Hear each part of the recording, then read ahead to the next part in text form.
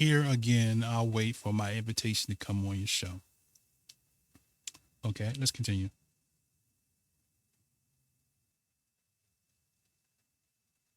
But okay, so Ty, you mentioned like the feast days and all that. I think there's something like 613 laws. 613, yeah. Okay, now I guess they changed the subject. I'm gonna get back to that book because I want to read some stuff in there. Now, um, do yourself a favor, everybody. Please listen closely.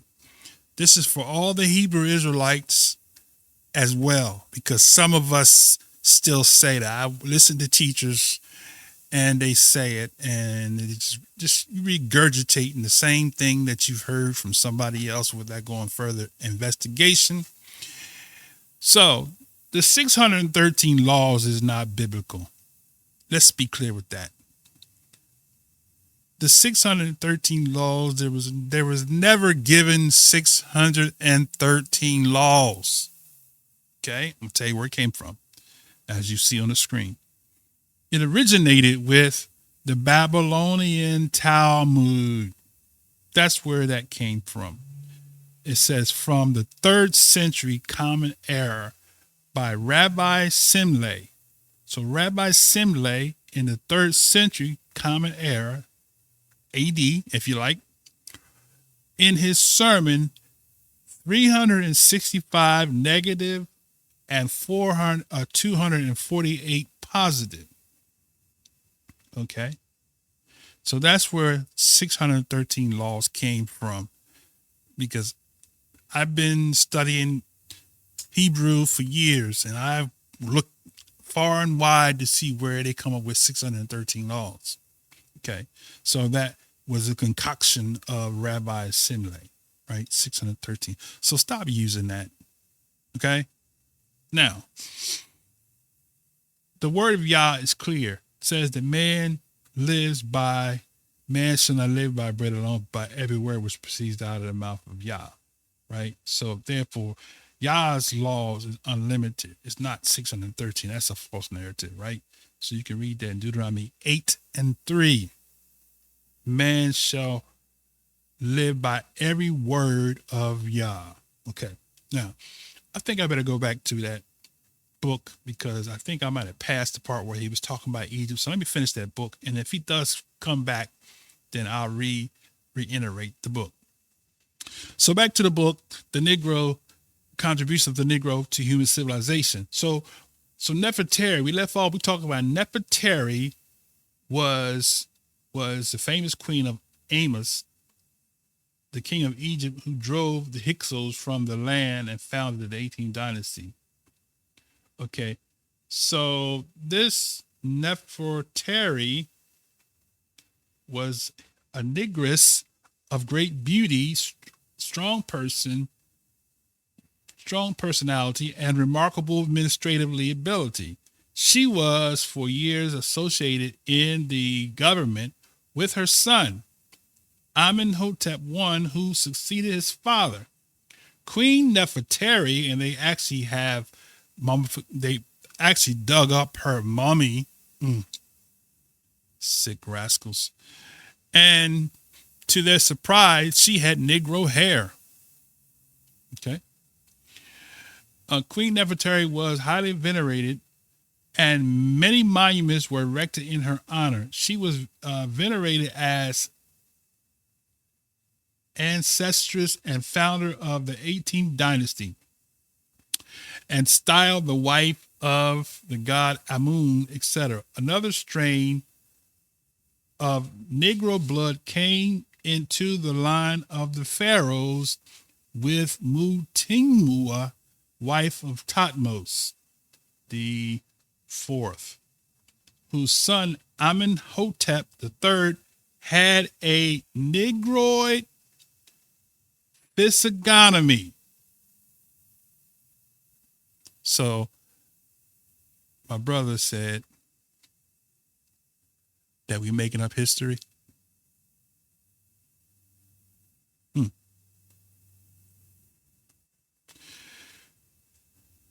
So it says Amenhotep III had a Negro physiognomy. Amenhotep III was famous as a builder, and his reign, ca. 14,000 BC, is distinguished by a marked improvement. Let's go to the next page.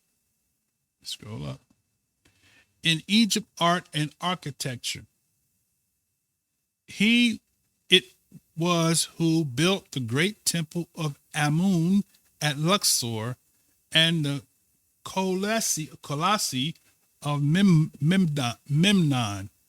Besides these marked individual instances, there is the fact that the Egyptian race itself in general had a considerable element of Negro blood.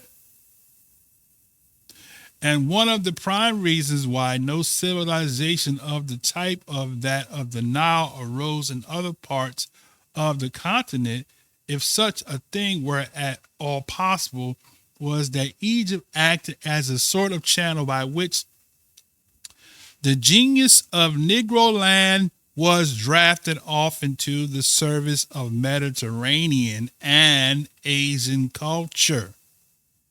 In this sense, Egyptian civilization may be said, in some respects, to be of Negro origin, Brother Kevin.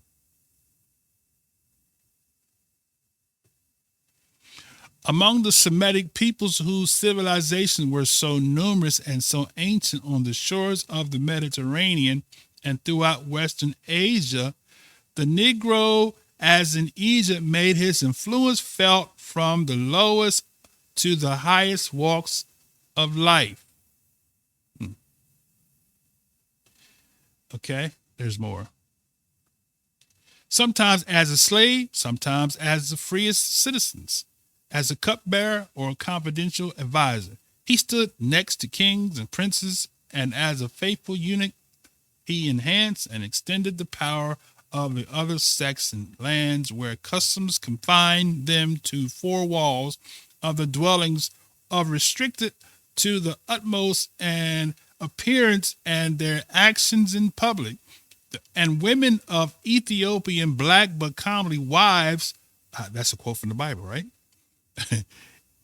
Women from Ethiopia, black but comely wives of favorite slaves, satraps, and of kings often were the real rulers of Oriental provinces and empires. Okay. Nor have the Negro in the Asiatic countries been absent from the ranks of the musicians and poets and the time of Solomon to that of Harun al-Rashid and beyond in the days of emirs and sultans. One must not forget the Queen of Sheba with her dash of Negro blood, said together with that of great Shlomo to have been inherited by the sovereigns of Abyssinia. So what are you saying there, brother? Is Solomon a Negro too? Sounds like to me, right? If it walks like a duck, quacks like a duck, acts like a duck, it's a chicken? Got you with that one.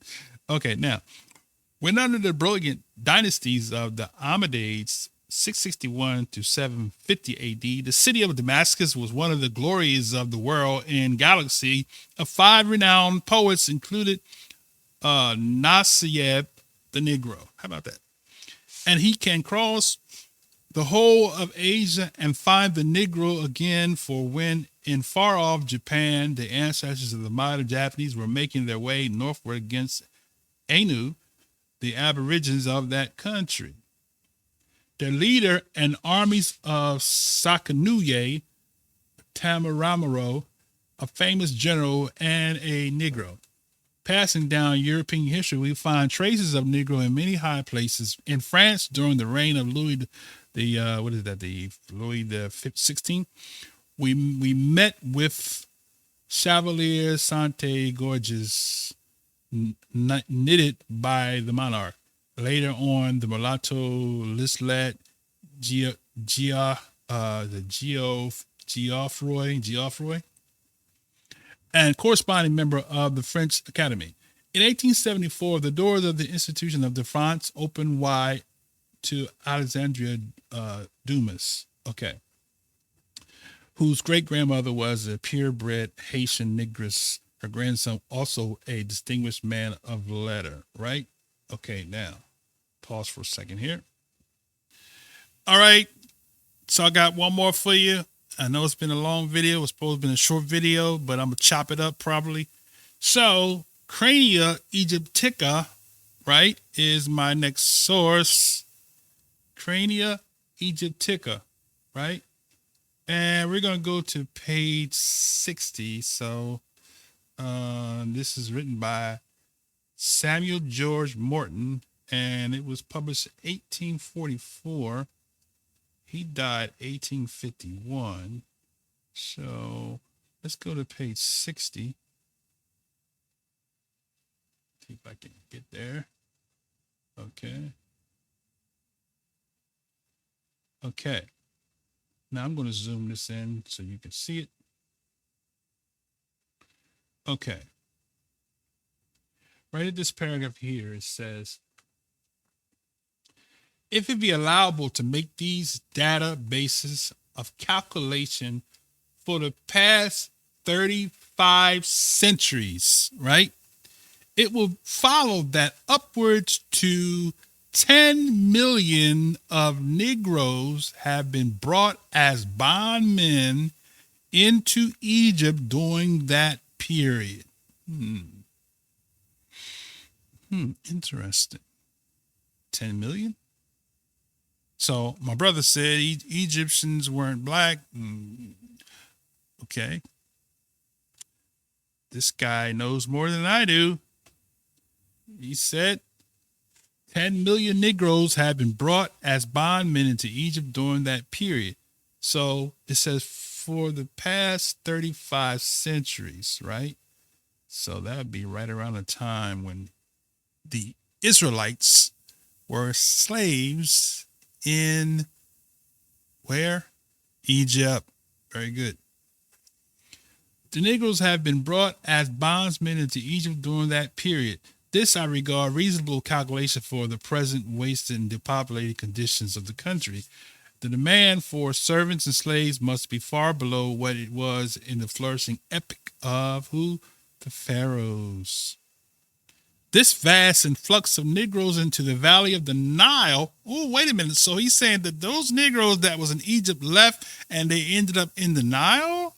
The vast influx of Negroes into the valley of Nile must necessarily have left its impression on the physical traits of the Egyptians themselves. In modern times, as we've seen in the Copts and more distant periods, as proved by the Negroid heads in which both the configuration and expressions are too obvious to be mistaken.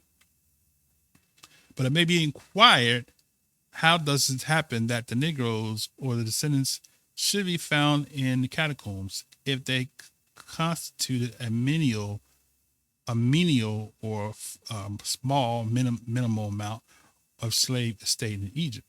In reply, it may be observed that persons of this race have been capable in all ages of elevating themselves to posts of distinction in the East, and especially in proverbially those who have belonged to the class of eunuchs.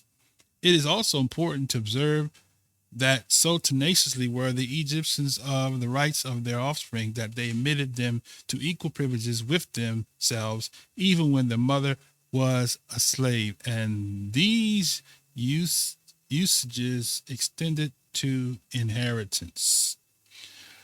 He goes on to say, the preceding facts, without multiplying more on the same subject, account for the interminable amalgamation of the Caucasian and the Negro races, which was being going on in Egypt and for the remotest times, while they also explain the incidental social elevation of the Negro caste to which the monuments and catacombs also bear witness. Okay. I'm not going to read anymore. This has been a long video. Let's try to see if I can wrap this up.